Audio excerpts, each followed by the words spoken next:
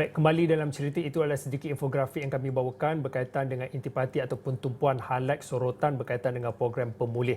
Untuk waktu ini di segmen kedua dalam platform cerita, kami boleh saya nak bersama dengan Muafendi Muhammad kerana semalam dikongsikan berkaitan dengan kisah yang kami siarkan semalam yang mana merutun jiwa ramai pihak selepas melihat kepada kesabaran empat adik-beradik yang membantu menguruskan ahli keluarga yang kurang upaya.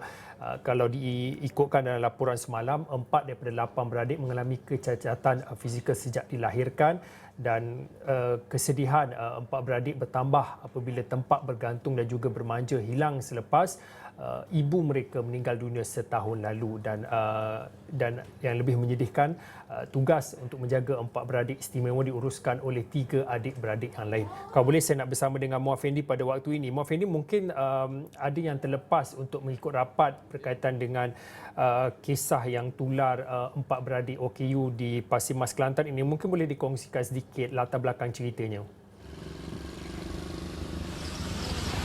Sebenarnya Fauzi, ianya bermula daripada viral ataupun tular di media sosial sejak seminggu yang lepas, di mana 4 beradik orang kelainan upaya ini dijaga oleh 3 orang adik-beradik mereka, di mana salah seorangnya merupakan pelajar ataupun bekas calon SPN yang mengambil tanggungjawab tinggal bersama dengan 4 beradik kelainan upaya ini, dan 4 beradik berkenaan bermula dari usia 28 tahun sehinggalah ke 10 tahun. Apa yang dimaklumkan kepada saya adalah melalui viral dan juga NGO yang mula-mula tampil memberikan sumbangan dan juga bantuan berupa makanan.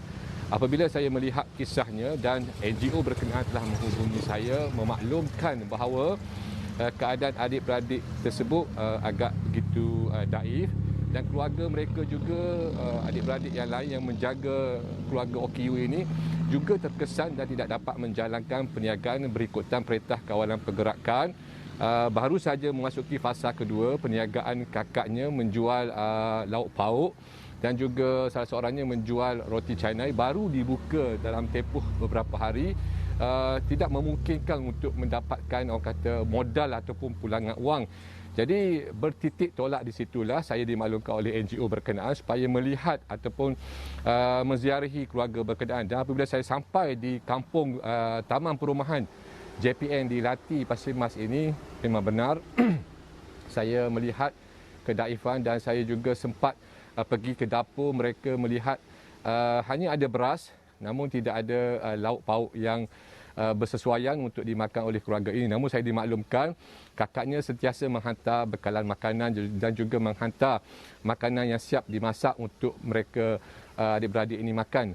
Apa yang saya cuba bawakan ialah mengenai bantuan dan juga sumbangan wang ringgit berupa sumbangan bulanan. Apa yang dimaklumkan, 4 beradik ini 3 darinya sudah pun mendapat bantuan Jabatan Kebajikan Masyarakat, manakala salah seorang lagi belum mencapai umur ataupun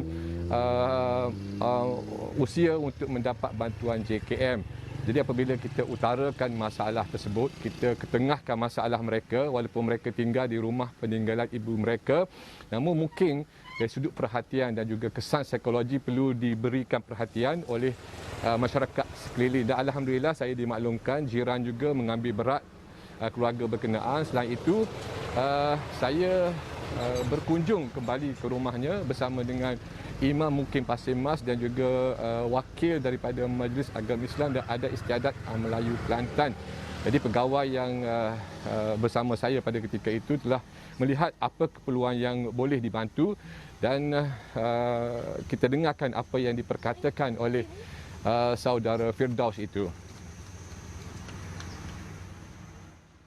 Hasil daripada kutipan para pembayar zakat selama ini, kita dapat untuk membantu golongan-golongan yang memerlukan, terutamanya keluarga ni yang kita tahu ada 4 orang insan yang istimewa, dan alhamdulillah pada hari ini kita memberikan bantuan segera berbentuk wang tunai sejumlah RM2,000 untuk meringankan beban keluarga ini.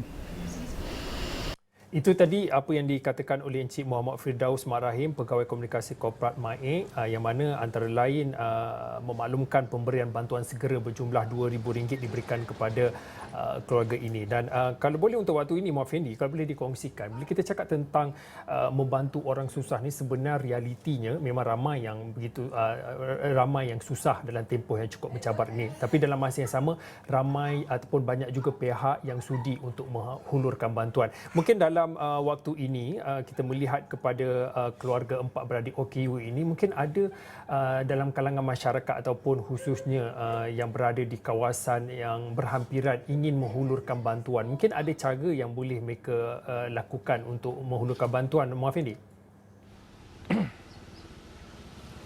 Sebenarnya kebanyakan kes ataupun kisah-kisah sedih, umpamanya terputus kekalan makanan, sudah seminggu tidak makan beras, terputus apa juga keperluan di rumah ini, sebenarnya dimulakan oleh badan bukan kerajaan ataupun NGO. Yang mana di Kelantan ini, alhamdulillah, bukan satu NGO, bahkan saya dimaklumkan beratus NGO yang telah pun bergerak, sama ada secara solo, bergerak secara berkumpulan dalam kuantiti yang sedikit, bagi mencari dan juga mengenal pasti kawasan ataupun keluarga yang susah. Walaupun ada sebahagiannya yang mengangkat bendera putih, ada sebahagiannya tidak memaklumkan kesusahan mereka. Namun apa yang saya lihat sepanjang 2 minggu ini, NGO dan juga perseorangan ini banyak memainkan peranan melaporkan kisah-kisah seumpama ini dan juga mencari saluran yang betul ataupun memaklumkan kesusahan mereka ini kepada pihak berkaitan seperti penghulu, seperti Majlis Agama Islam, MAEK, seperti juga wakil rakyat, memaklumkan masalah mereka, mengetengahkan masalah mereka supaya bantuan yang dihulurkan itu bukan sahaja berupa beras dan juga makanan untuk tempoh seminggu ataupun 2, sebaliknya bantuan yang berterusan. Begitupun pendekatan yang digunakan oleh MAEK dan juga agensi kerajaan ini, mereka lebih gemar ataupun lebih cenderung untuk memberikan bentuk bantuan yang mereka boleh menjalankan perniagaan, seperti memberikan peralatan untuk membuat kuih, memberikan motosikal beroda 3 untuk suami ataupun ketua isi rumah menjalankan kerja. Saya kini Fauzi berada di Kampung Bendang Nyo di Tanah Merah, satu kawasan yang agak jauh daripada Bandar Kota Baru, di mana saya datang ke sini sampai sekitar jam 4.30 petang tadi.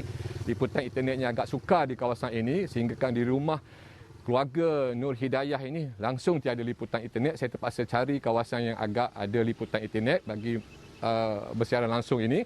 Dan saya datang ke rumahnya.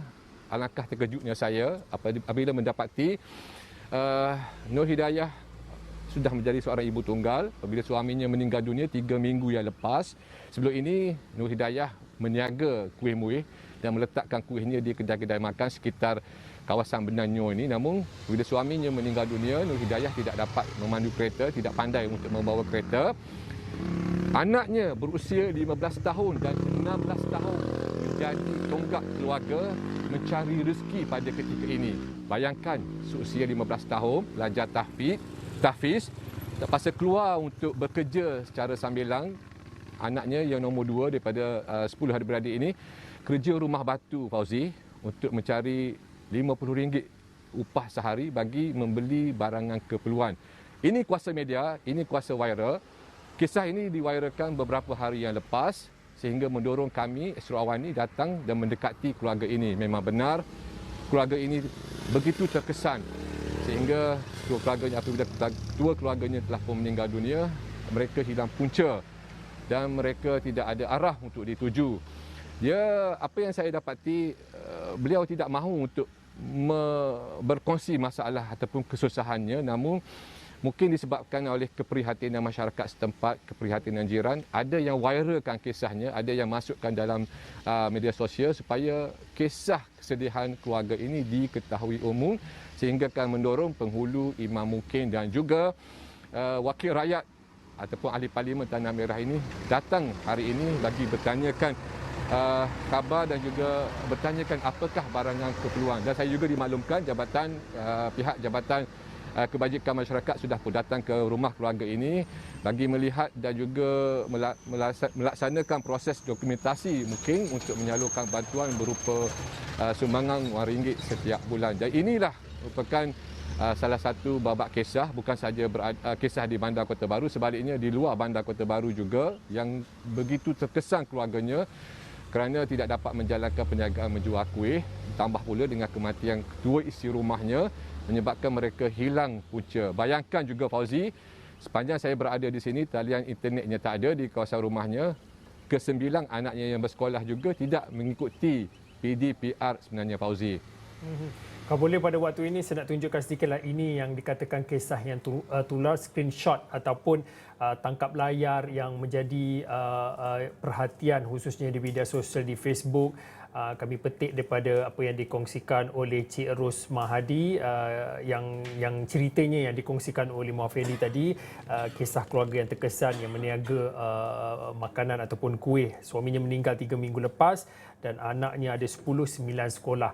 Ini kisah yang tular di media sosial dan Muhaffedi baru saja sebentar tadi pergi untuk membuat liputan untuk mendapatkan bahan cerita untuk memastikan ada pihak-pihak yang di luar sana ataupun masyarakat, komuniti, NGO ataupun wakil rakyat sendiri di kawasan berkenaan, kalaulah ada kesempatan untuk menjenguk ataupun menghulurkan bantuan bagi keluarga ini, bolehlah untuk menghulurkan bantuan yang berkenaan. Baik, dan kisah ini pastinya akan dibawakan oleh Muhaffedi dalam buletin awal ini dalam masa yang terdekat secara khususnya. Saya kira untuk itu saja untuk waktu ini cerita di Subarit Berita. Terima kasih Muhaffedi atas perkongsian kisah realiti rakyat yang terkesan pada impak pandemik. Saya kira itu saja untuk waktu ini. Saya Fauzin, kita jumpa lagi.